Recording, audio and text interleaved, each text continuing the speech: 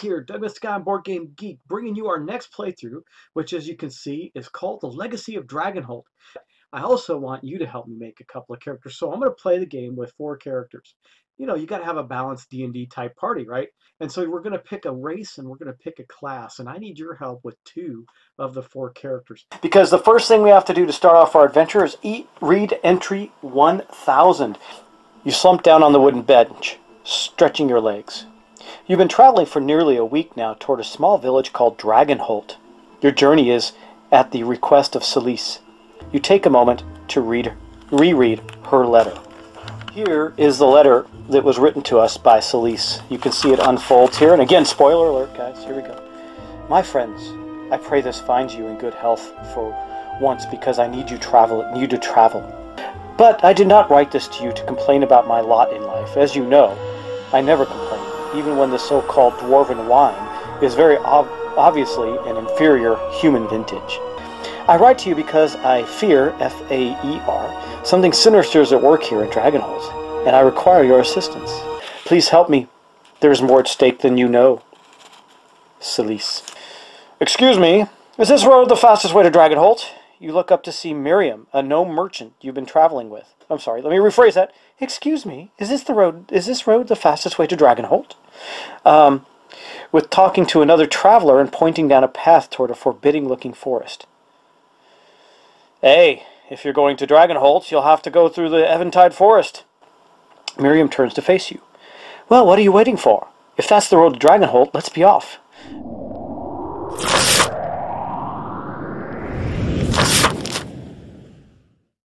And there you have it, guys. You should be all caught up now as we head into our first full play session of The Legacy of Dragonholt, where we're going to be taking our characters on a spin. Now, in this episode, I'm going to quickly review our characters. I'm going to quickly review the next story element, and then we're going to continue on.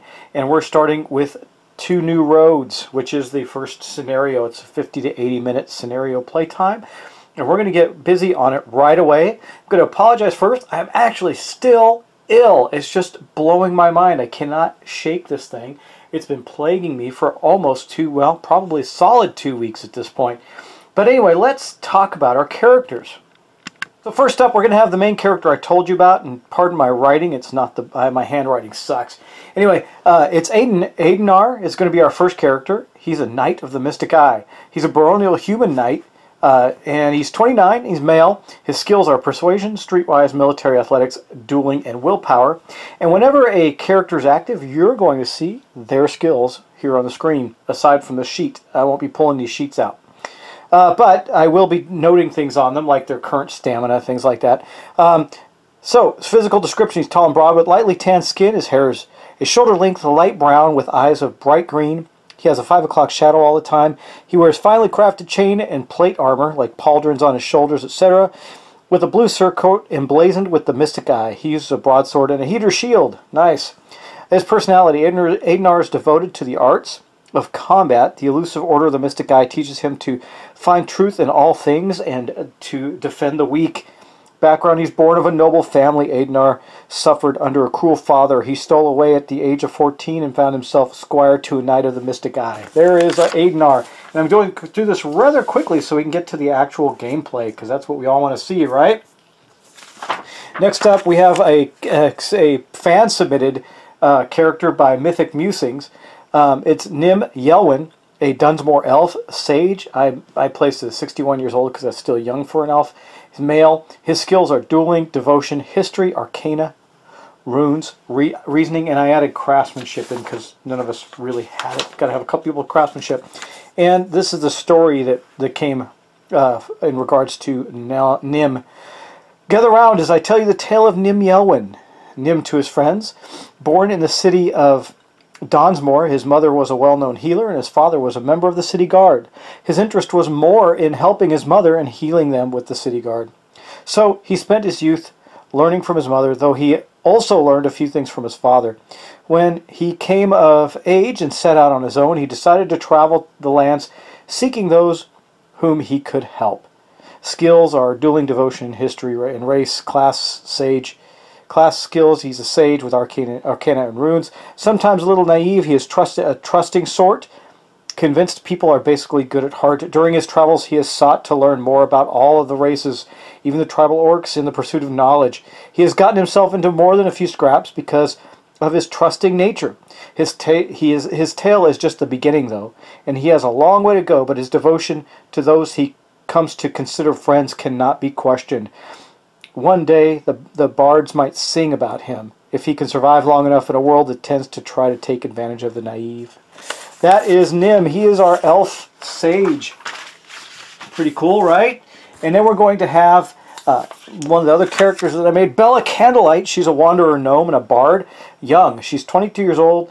She's got the skills of alchemy, performance, deception, stealth, and I scratched out streetwise and replaced it with history. I didn't want any of them to have too few stamina. Bella is small and slight of frame with dirty blonde hair weaved into a long braid. She wears woodland color leather with a light skirt and high boots. She carries a mandolin and several knives. Bella is a jovial and happy-go-lucky. She enjoys life and wants others to enjoy it as well. She is daring and good-natured. She comes from a gnome family of entertainers and thieves. There. And then the last one, I'm still waiting for some backstory. So we're going to learn more about this last character later.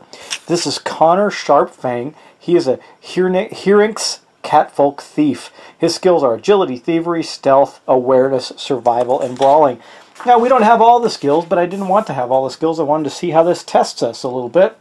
So we're going to get started. Now, as you recall, we went first to entry 1000 in the book of the New Road, or Two New Roads is the name of this adventure that we're on. And we had met the gnome Miriam, who we were learning to was pretty out there, and Braxton, her orcish bodyguard. Braxton is obviously the more reasonable one of the pair, and we had a choice to make. And I'm going to read the last bit of it. I'm not going to read the whole thing again. I'll just read the last bit so we can make a decision. Since meeting Miriam and the Orc Knight errant, you have found Braxton to be more cautious of the pair by a wide margin. As far as you can tell, Miriam has hired Braxton for protection, but at times the Orc seems to dote on the gnome more than a bodyguard would. You nod in agreement at Braxton's comment. With a last fleeting glance at the crossroads signpost, you follow after the energetic gnome, who has already started off toward Eventide Forest. So we had a couple of choices to make. Let's make some headway before we lose the light. What else have you heard about these bandits? Stick close, Miriam. It's dangerous to get separated. So we're going to start with Aidnar. He's going to be the one to make the first choice. This is his token, so we're going to flip that over to show that he has made a choice. And the other characters, when they choose, we'll flip them over. And then when all of them are flipped over, then the characters get to choose who makes choices again after that. Okay, so Aidnar, walking alongside Miriam, decides to get close to her and say, "Hey, stick close, Miriam. It's dangerous to get separated." He's a protector after all and a knight. So we're going to go to entry 4577. Well, this will be the first time we mark 2 new roads, and we're going to mark our first time track. That's time right there. So we have moved on with some time there. Now let's continue. As you walk, you take the chance to become better acquainted with your fellow travelers. Okay, now we're going to move on to, let's see, we'll go with Bella. Bella is a fellow gnome, so she's going to talk to Miriam, I think. So Miriam, Bella strides as they're up to her as they're walking along the road. What do you plan to do when you're in Dragonholt? This option does not exhaust your activation token. Oh, so actually this is still, I'm going to take it back, this is still Nim. We are still talking with Nims because this doesn't change the activation token. Or actually, no, we can go to Bella. It just won't exhaust her token, so she can continue to make a choice. So we're going to mark story point E7, and then we will read entry 3579. Okay, we have a big entry here. I'm glad you asked, bubbles Miriam. I'm going to set up the finest apothecary shop that Dragonholt has ever seen. I'll brew potions and sell remedies and make lots of money. She nods, tossing a vial of pink liquid into the air and catching it, and balancing it on her fingers for no particular reason. My aunt can help me get started. She already runs the best inn in town, and she's a fantastic tailor, too. Miriam flourishes her half-cape and brightly colored tunic. So, remember, that did not exhaust our tokens, so we're going to continue with Bella. She's going to ask Miriam, let me see, we got a bunch of questions here. What type of potions she brews? That's just read. Ask Miriam about her family. Exchange brewing recipes with Miriam. That requires that you have alchemy, and Bella actually does have the skill alchemy. We might do that. Compliment Miriam on her attire. That's craftsmanship and empathy. We actually have empathy as well. Tell Miriam what you know of Dragonholt's markets. Requires history or streetwise. Well, she has history. Or educate Miriam on methods for barter and trade. I think we're going to requires the exchange brewing recipes with Miriam. That requires the alchemy skill. So this will flip over Bella's her token, and then we're going to look at entry 3876. You swap recipes with Miriam, teaching her a useful draught to combat hay fever in exchange for a tincture that can repair broken pottery. But be careful with it, says the gnome. If it touches your skin, you will become part of the pot. Also, says Miriam, as if just remembering something, don't store it in a clay container, only glass. Braxton sighs. You liked that pot. I'm sorry it was ruined. It's fine, says Miriam brightly. It sure came in handy when you blundered into those spider webs. I remember that differently, says Braxton. You didn't have to come in after me, pouts Miriam. I was fine. You're the one who got caught in the webs. Mark story point D4 and H1. Okay, D4, we're marking a lot of story points already, aren't we? And H1. Okay. And then it says, if 2 or more time has passed, read 7094. Well, it hasn't. Only 1 has passed, so we're going to read entry 7616. So you can see already that the story would diverge depending on some other things that may have happened. You continue down the road, and the sky overhead is soon obscured by the foliage of the forest canopy. Streams of sunlight dance around you as a gentle breeze shakes the leafy ceiling. Miriam skips forward and spins through the shafts of light, smiling and laughing. It would be best to stay close. Becoming lost in the woods is all too common for those not accustomed to traveling without the sun or the moon to guide them. Despite the orc's warning, Braxton makes no additional effort to keep pace with the playful gnome. If story point N3 is marked, and I'm looking to see, and I don't believe it is, and no, it is not, then we read that entry. Otherwise, we read 4300. Now, you still see we haven't changed characters yet. We're still on the same character, so we're going to read 4300. My bad, we're reading 7094. I don't know where I got 4300 from. Okay, what about you? Asks Miriam. What are you planning to do in Dragonholt? Before you can answer, she hunches over and crooks one finger like a sinister hook, putting a sneer into her voice. Are you seeking vengeance on a terrible foe? Just as quickly she swoons, throwing her one hand artfully over her forehead. Or are you in search of love? Miriam tumbles backwards over a log with a squawk. She grins up at you from a pile of sticks and leaves. Or maybe it's just a chance encounter. She continues to talk about everything and nothing before finally pausing for breath. Okay, so now we're going on to our last character, Connor. He's going to take the next stage of this and ask a question. You got ask Miriam about Eventide Forest, ask Miriam how she met Braxton, or ask Miriam about gnomes. I think Connor would be interested in how she met Braxton. So we're going to do that. That's going to be entry 3686. Miriam starts laughing before she even begins her story about meeting Braxton. Well, first of all, whatever Braxton tells you, I wasn't drunk, says Miriam. But we did both get thrown out of the same tavern together. It was a good night. I remember it rather differently, says Braxton. Well, that's because you're no fun, Miriam winks at you. You see, Braxton is a wet blanket.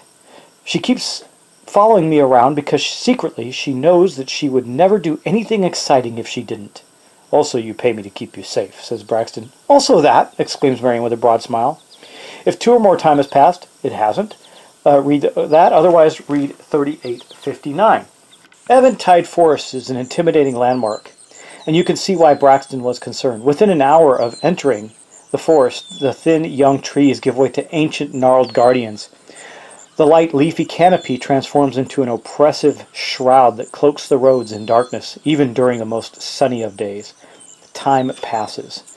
So what we're going to do is we're going to take our sheet here and we're going to mark our second time box on the sheet. In the darkness of Eventide Forest, a chilling stillness reigns, and even bird songs are drowned out by silence.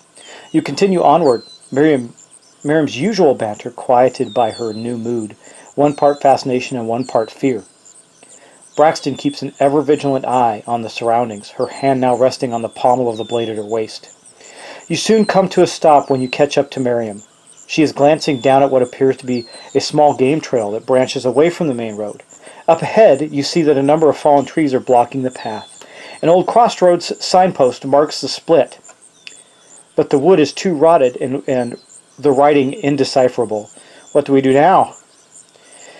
It doesn't seem like Lady Regina has been alerted yet. Braxton strains to look over the fallen trees. We should clear the road ourselves, or send word to Lady Regina once we reach Dragonholt. We could try this trail, offers Miriam. Maybe it connects to the main road on the other side. So all of my characters are back to being able to make a decision. So the one that's most has survival and things like that is Connor. So I think he's going to take this one. So Connor Sharpfang, our cat folk, is going to make the next decision.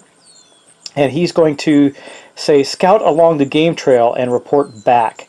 That sounds like what he's going to do. So we're going to do that. That is going to be 5822. You follow the trail from the main road, ducking under low-hanging branches and hopping over muddy puddles. The trail winds back and forth, and you soon lose your bearings. As you scramble over a particularly steep slope, the soft earth gives way, and you tumble head over heels until you come to a stop at the base of a tree. If you do not have agility, awareness, or survival skill, you lose 3 stamina. Well, good news is, we picked the right character. We have agility, awareness, and survival. Okay, stamina is a measure of how much you can push yourself or resist strain or damage. Excessive amounts of physical labor, prolonged exposure to harsh conditions, and physical damage suffered in combat all cause you to lose stamina. Your maximum stamina was determined during your character creation and should be recorded on your character sheet. Whenever you lose stamina, subtract that amount from your current stamina recording. Current stamina. Recording your current stamina is separate from your maximum stamina. If your current stamina drops to 0, one of your skills will be disabled and you will recover 1 stamina. A disabled skill cannot be used until an effect allows you to recover a skill. Okay, you crawl back to your feet and continue on, resolving to be more careful. After some time, you rejoin the main road, well past the deadfall that blocked it. You turn back and being certain to mark your route this time and rejoin the others. Time passes, so we're going to mark another timesheet off here. Click, there it is. It is marked, and we're going to continue on. It says mark story point K3. Let's do that. So story point K3 is now checked, and then it says you and your traveling companions make your way along the game trail and continue your journey along the main road. Read 8557. After following the winding road for what seems like hours, you begin to fear that you are traveling in circles. Just as you are about to suggest turning back, Miriam calls out from behind the next bend, "There's a clearing up here!" As you round the bend, you see Miriam staring up at a single massive tree that stands alone in the center of a clearing some 20 paces across. Although the great oak's canopy is just as thick as anywhere else in the forest, its branches reach well above the tops of the surrounding trees, affording you a view of the sky at the edges of the clearing. If 3 or more time has passed, it is exactly 3 times. We're going to read that entry, otherwise read the other entry. So we're going to read 3549. It's already night. No wonder I feel so tired, Miriam mutters with a large yawn. Sure enough, when you look up, you see stars sparkling brightly in the vast emptiness of the sky. You note how brilliant they seem, so far from the torchlight of the city. At the edge of the clearing, several paths cut through the dense trees, leading away from the great oak in different directions. Only a few seem well traveled, but none are marked by signs. Braxton, too, has noticed the myriad options for further travel. We should get our bearings before making camp for the night. Miriam rolls her eyes at Braxton's suggestion. We can use the sun as our guide in the morning. I'm going to sleep. With that, she takes out a bedroll and makes camp at the base of the great oak. Okay, so that was Connor's action. So now we're going to take the next action and see what occurs. I think we'll go with Adenar. Well, let's take a look at our options here. Determine your heading by observing the stars. You need our devotion, survival. Convince Miriam to read the stars before she sleeps. You need empathy or persuasion. Climb the great oak to look for a landmark, agility or athletics. Leave the navigation to Braxton and turn in for the night. No, we're definitely not doing that. I think what we'll do is we're going to have Nim go next. Nim is going to do the very first one. Determine your heading by observing the stars. And we're going to read entry 2172. You gaze up at the stars, walking a slow circle around the great tree in the clearing's center to get a better view. You take your bearing from the constellation and find La Tarina's star. You are now confident you know which way to go to reach Dragonholt. Mark story point L1. So we're going to do that. We're going to mark L1 right here. Boom. That is marked. As you make your way back to the campfire, you feel something small strike at the top of your head. It's a small wooden statue. You look up the branches of the great oak and notice a number of small pages and other trinkets tied to branches or resting on tree limbs. You gather the wooden trinket, item B. So this is our first item. It is a wooden trinket, and it looks like a little badger. It says, you found an intricate wooden trinket to the great oak Eventide forest. At the great oak in Eventide forest. It looks quite old. A heart is carved into the wood containing the letters T and U. This is going to go to our character Nim, and I'm going to write that down. Wooden trinket is going to go under Nim's items, and that is item B.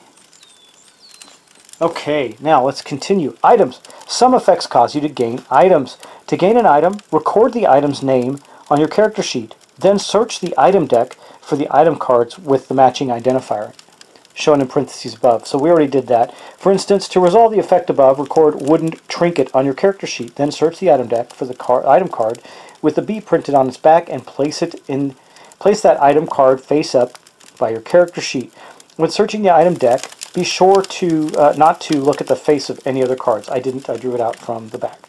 Okay, you return to the campfire and show the trinket to your companions. What do you make of it? Asked Braxton. I'm not sure, says Miriam. I think this was carved by a human or an orc. Too rough to be made by an elf. Probably just some harmless local custom. Miriam tosses the trinket back to you. Read 8549. We are still with Nim right now. You assist Braxton in gathering some kindling and start a small campfire a few paces from the great oak. While you work, you can hear Miriam humming softly to herself. You set out your bedroll and relax. Although you are all tired, a brief chat around the campfire is not an unwelcome event. Now we'll move on. That was the end of Nim's turn, so I flipped the token. And now we have basically Bella and Adenar to go next. Ask Miriam what she plans to do in Dragonholt. I think we already did that. Ask Braxton what she plans to do in Dragonholt, or go straight to sleep.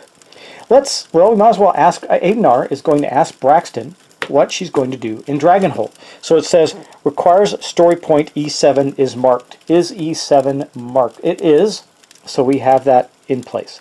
This option does not exhaust your activation token. Okay, well then I will not flip over Adenar's token.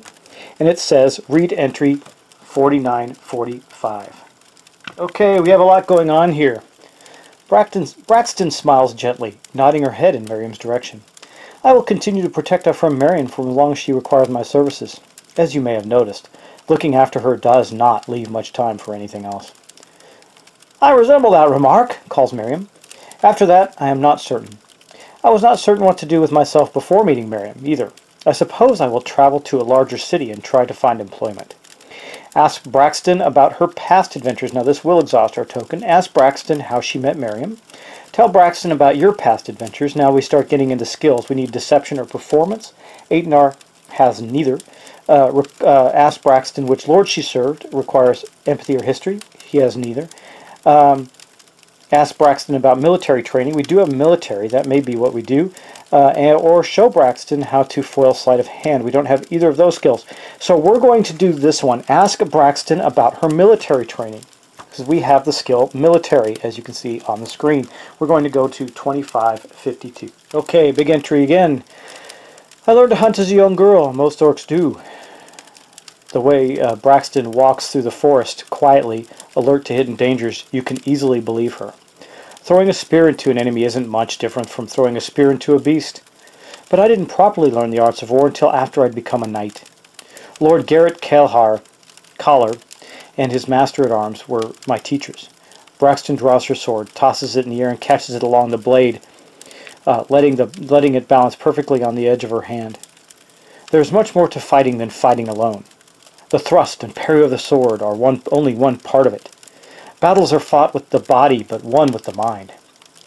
You must be aware, but never unfocused. You must be cautious, but never afraid.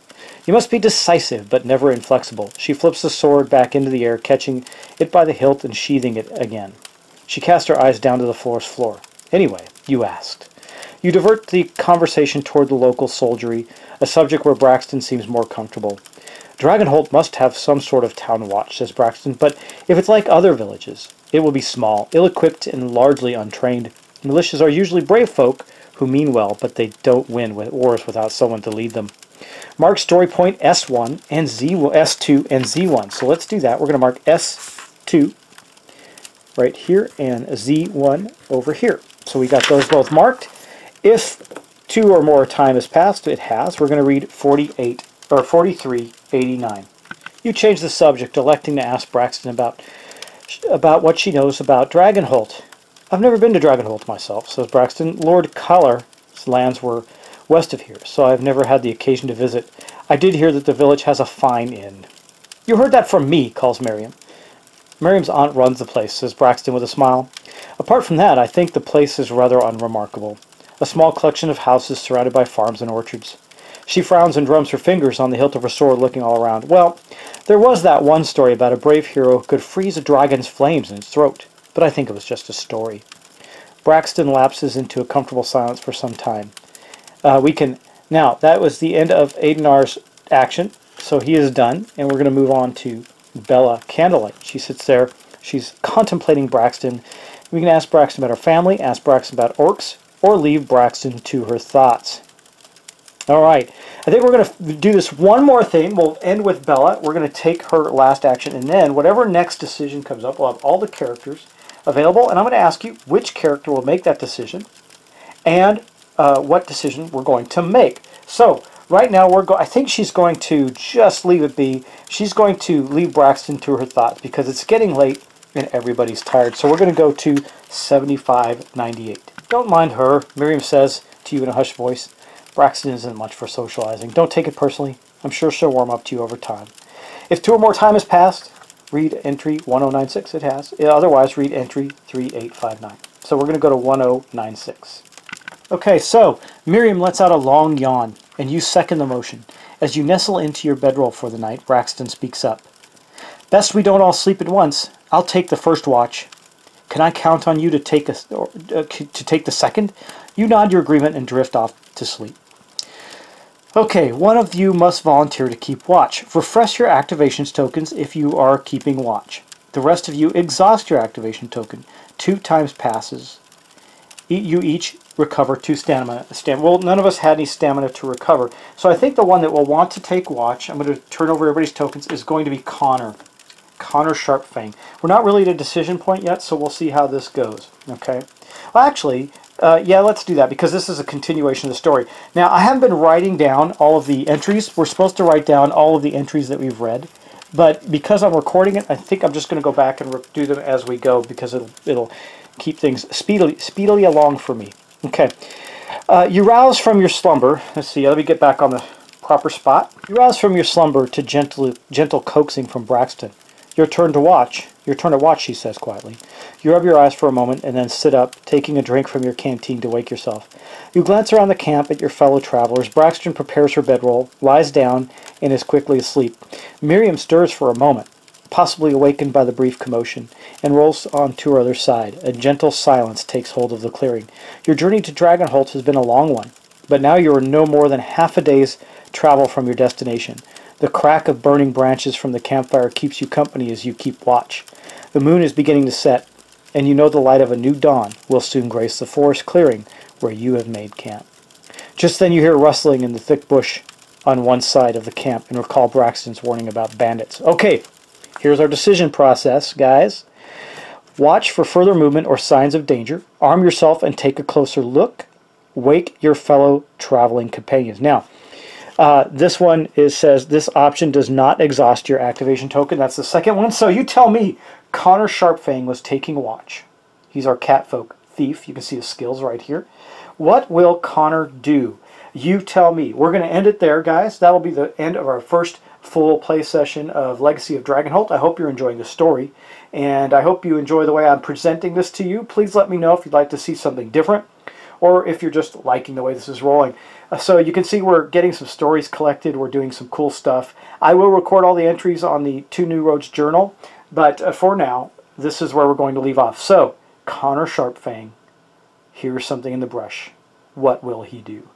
You tell me, guys, and I'll talk to you in the next episode. I'm looking forward to your decision and some discussion around it. So please, let's all chat about it and see what we want to do. Okay, take care. See you next time.